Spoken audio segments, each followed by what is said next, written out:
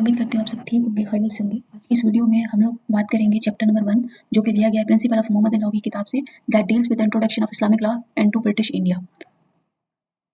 These all are the contents of today's our video, जिसमें हम chapter number 1 को describe करेंगे। तो सबसे पहले ये जो किताब है प्रिंसिपल ऑफ मोहम्मदन लॉ, ये लिखी गई है सर दिलशाद फरदन जी की तरफ से। ये जो है कॉमनली रिफर की जाती है for the on the point of Muslim personal law in Pakistan में। ये किताब तब लिखी गई थी ड्यूरिंग द ब्रिटिश एरा, यानी ब्रिटिशर्स की जब इंडिया पर रूलिंग थी उस टाइम पर इसको किताब को लिखा गया था, to better understand how Anglo Mohammedan law was formed under British rule. ये जो किताब थी है वो आज भी पाकिस्तान में फ्रीक्वेंटली रिफर की जाती है by the lawyers and by the जजेस on the matter of Muslim personal law. ये जो किताब के जो ऑथर हैं इन्होंने अपनी लाइफ में 10 एडिशन इनके पब्लिश करवाए थे बिटवीन द एरा 1905 और 1933 के ड्यूरेशन में।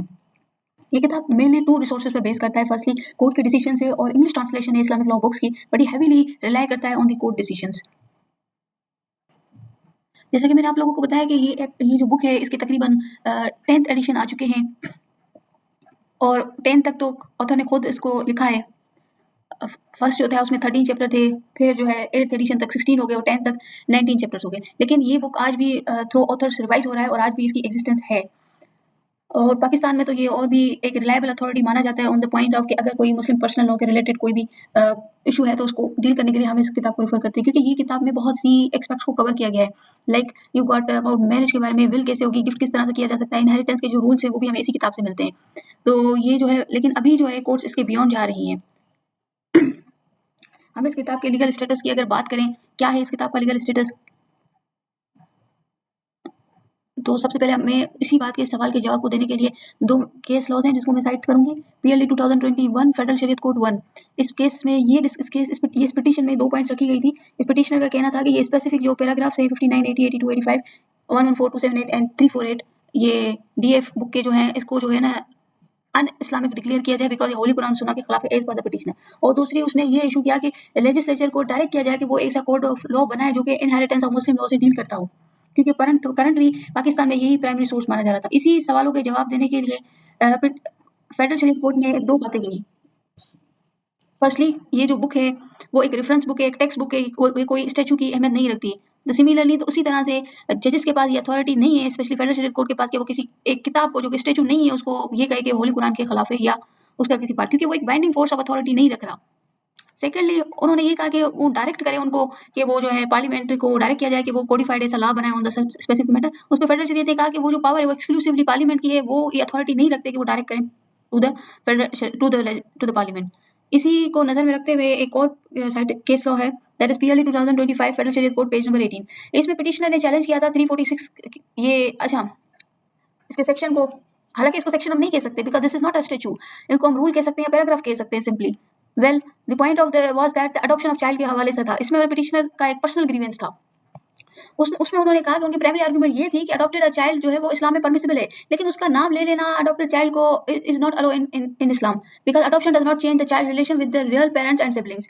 और इनका जो दूसरा था अंडरलाइनिंग लिटिगेशन ये था कि ये जो थे ना इनका concerning the change of surname of adoption, they were seeking a declaration that the adopted child was not the real son of one of the respondent and the lower court had dismissed their application based on the supreme court president. This is another thing, but the point of thing is कि उन्होंने एक specific provision को challenge किया on the federal शरीयत court. Federal शरीयत court ने उस petition को डिसमिस करते हुए ये कहा कि ये एक एज अ रेफरेंस बुक है और ये कोई भी as a no force of law, और जो आप ग्रीवेंस मांग रहे हैं कोर्ट से ये पर्सनल ग्रीवेंस है और ये सिविल लिटिगेशन है और फेडरल शरीयत कोर्ट के पास इसका कोई स्कोप नहीं, दैट्स आउटसाइड द स्कोप। अब हम इसके किताब के चैप्टर नंबर 1 को डिस्कस करते हैं, जिसमें इसका रूल नंबर 1 कह सकते हैं, पैराग्राफ आप कह सकते हैं। वो ये क्या बात करता है, एडमिनिस्ट्रेशन ऑफ इस्लामिक लॉ। इसमें ये बात की जा रही है कि इस्लामिक लॉ अप्लाई होगा by courts in India and Pakistan, के जो मुसलमान हैं उन पे अप्लाई होगा, और जो स्पेसिफिक मैटर्स हैं उनके लिए इनके रिलेवेंट उनके लॉ है उन पर अप्लाई होगा, और ये सब पर नहीं अप्लाई होगा। सिमिलरली कोर्ट के पास ये जो पावर आ रही है वो ड्राइव हो रही है by the statutes and the second is by the constitution. The authority is granted and controlled mainly by current legislature, but also partly by the older British era laws and the country's constitution. इससे वो जो है ना drive कर रहे हैं, courts powers drive कर रही हैं। Moving to the second one, that is extent to application.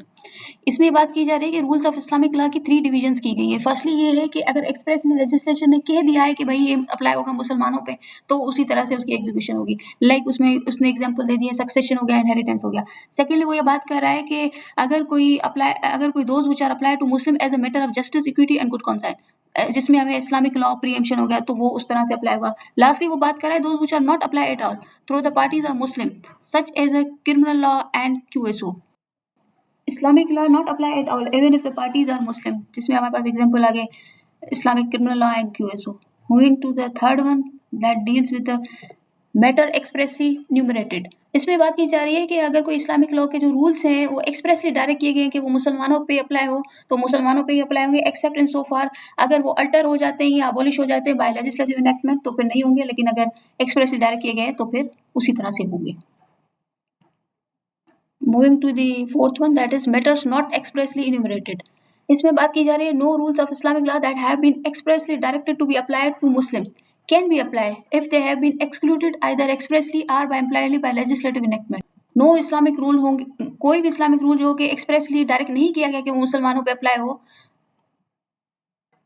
Directly not been expressly directed to be apply to Muslim can be apply. वो तभी होगा जब वो लेजिस्लेचर ने इनेक्टमेंट करते हुए एक्सप्रेसली या इम्प्लाइडली वो मेंशन किया है, क्योंकि स्टैच्यू हमेशा एक प्रायोरिटी होल्ड करता है। Moving to the fifth one that deals with the justice, equity and good conscience. इसमें बात की जा रही है कि जिस तरह से हमने इसके सेक्शन 2 के क्लॉज 2 में बात की, उसमें बात की जा रही थी may not be apply if they are in the opinion of the court opposite to the justice, equity and good conscience. अगर जजेस के ओपिनियन के तहत कि ये जो स्पेसिफिक अगर रूल है वो opposite to the justice equity है तो वो उसको अप्लाई नहीं करेंगे।